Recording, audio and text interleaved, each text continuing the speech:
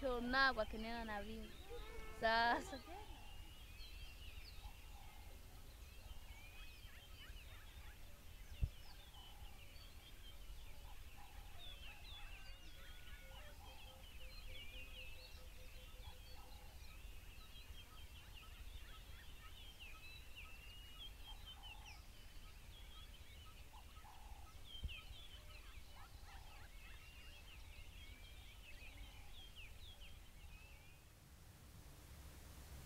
De la Tanzanie, je ne connaissais rien ou presque avant d'y aller pour la première fois il y a 3 ans.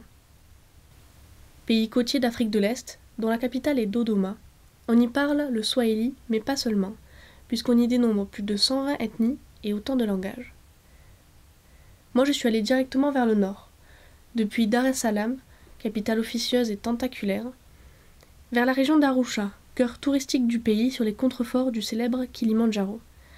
J'ai rejoint le très salé lac Eyasi pour y rencontrer une des tribus les plus emblématiques du pays, les Hadzabe. Heureuse bénéficiaire d'une bourse de voyage Zelidja, cette association qui permet aux jeunes entre 16 et 20 ans de voyager seuls, à la découverte du monde et de l'autre, j'avais pu passer 2 semaines en leur compagnie, par l'intermédiaire d'un jeune guide local, Moussa Eri. À mon départ, je n'avais alors qu'une seule idée en tête, retourner fouler la terre ocre de Tanzanie. J'ai donc créé le projet Les Hadzabe derrière la caméra, et je reviens en janvier 2015, aux abords du lac, dans le village de Gorofani, où je retrouve le jeune guide. À travers les routes chaotiques et sinueuses, je pars retrouver le groupe Hadza déjà rencontré, avec en tête la volonté de réaliser un documentaire avec leur participation.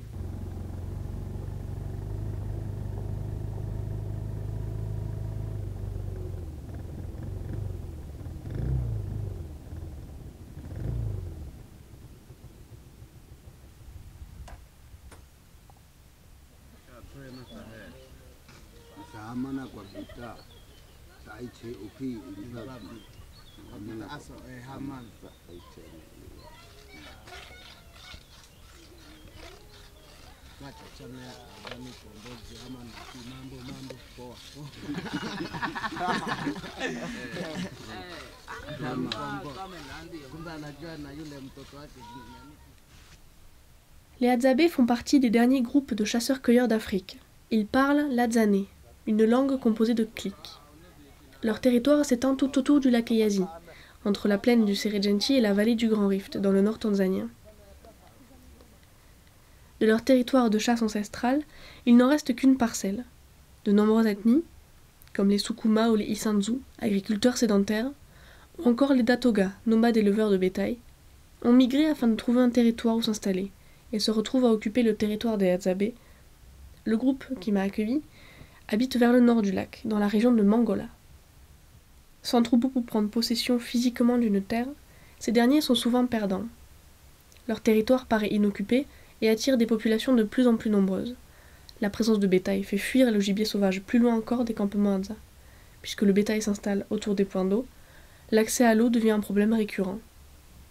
Afin d'acheter l'eau et les aliments qui leur manquent, ils commercent alors avec ces ethnies. Pour cela, leur seule ressource est bien souvent la visite de touristes dans leur camp et la vente de bijoux en perles.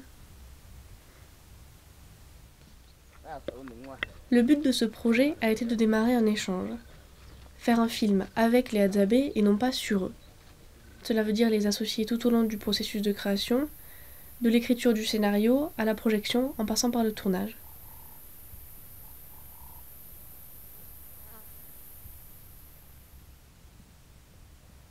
Pour ce premier voyage du projet, le but était avant tout de me familiariser, moi, avec cet étrange outil qu'est la caméra, afin de l'intégrer à leur quotidien, et surtout créer un lien fort avec ce groupe, en apprenant la langue et en suivant leur regard pour faire apparaître leur point de vue, et ainsi amener progressivement l'idée, et si c'était vous qui faisiez votre propre film et qui vous racontiez à votre manière.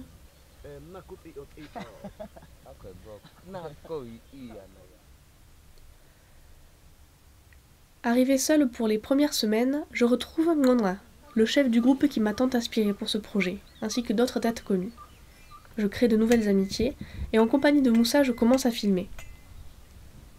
Monter la hutte, redécouvrir les heures de marche pour aller chasser, la restriction en eau apportée par baril, mais aussi les après-midi à l'ombre, et les longues soirées pleines de rires et de mélodies.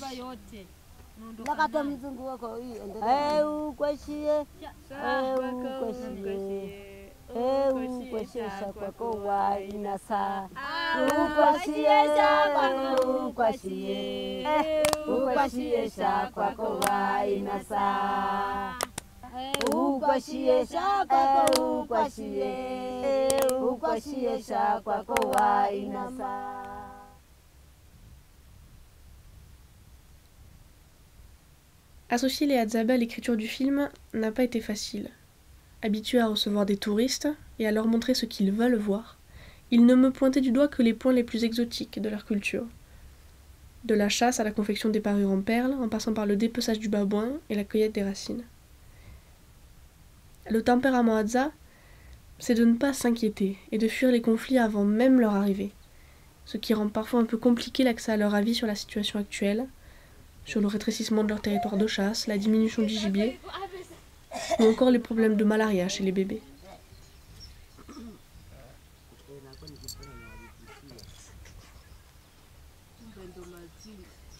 Pourtant, au gré des moments passés ensemble, j'ai pu saisir au vol une requête de Ngonra. Face au problème d'accès à l'eau ou au dispensaire local, il voudrait une moto. Pour aller chercher l'eau eux-mêmes et ne pas l'acheter aux ethnies voisines, ou pour amener plus facilement les bébés malades au dispensaire le plus proche, à 5 heures de marche, où les soins sont gratuits.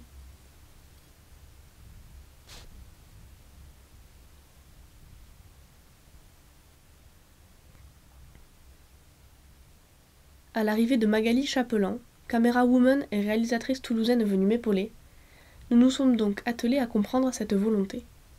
Pourquoi une moto ? Quelle nécessité dans un groupe de chasseurs-cueilleurs nomades ?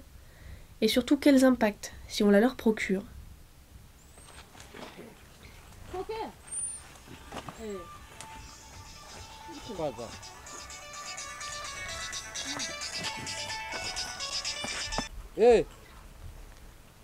Le matin habillé de peau de babouin auprès des touristes, certains après-midi au village pour le marché mensuel, ou encore à l'ombre des arbres, dans le camp, écoutant le poste de radio et recevant des appels sur leur téléphone, avant de partir pour une chasse nocturne avec seulement arc et flèches. Mais qui sont donc ces étranges femmes et hommes, perdus entre tradition et modernité ?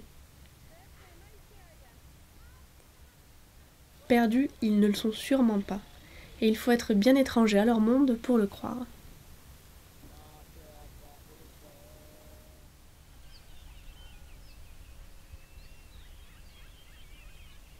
En mars, le village a voulu me faire payer 200 $ de plus que prévu pour mon dernier séjour. Je ne peux pas payer. Mon départ précipité crée une discussion entre les Hadza sur le prix que je paye pour avoir le droit de rester chez eux. Cet argent, ils n'en voient bien entendu pas la couleur, et ils profitent seulement au gouvernement du village, à quelques heures de marche de là. Ils sont donc quelques-uns, dont Ngonra, à venir me voir pour s'indigner. Il est temps d'aller s'asseoir avec le gouvernement du village et de défendre nos droits, me disent-ils.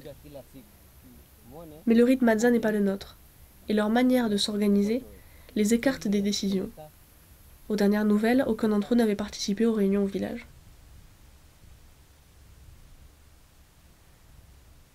Le projet ne fait que commencer. Une première version du film sera bientôt disponible, d'ici quelques mois, afin d'être diffusée dans le Tarn, dont je suis originaire, mais aussi à l'édition 2016 du Grand Bivouac, festival du voyage basé à Albertville. Mon projet auprès des Hadzabe durera, lui, quelques années. Je pense déjà au prochain séjour, pour y diffuser le film test, s'inspirer des réactions pour continuer le travail d'écriture, et si l'énergie et la volonté sont là, commencer des ateliers autour de la caméra. Un projet sur le long terme, pour construire ensemble un outil utile et adapté à leur lutte. Et bien sûr, pour tout ça, il faudra revenir.